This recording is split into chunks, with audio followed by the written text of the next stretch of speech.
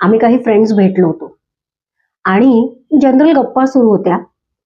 एक मित्र आमचा मध्येच म्हणाला, कसं असतं ना, प्रसंग निघून जातो पण शब्द मात्र कायम लक्षात राहतात.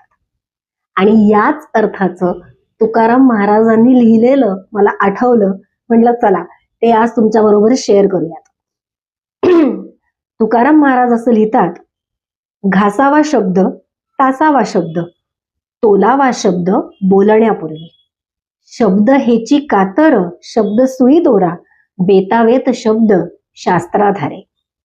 बोलावे मोजके, नेमके खमंग खमके, ठेवावे भान देश काळ पात्राचे.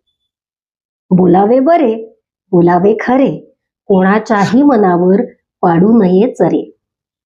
कोणाचेही वर्म, व्यंग आणि बिंग, जातपात धर्म काढूच नये. थोडक्यात समजणे, थोडक्यात समजावणे, मुद्देसूद बोलणे हीच संवाद कला. शब्दांमध्ये झळकावी ज्ञान, कर्म, भक्ती, स्वानुभवातून जन्मावा प्रत्येक शब्द.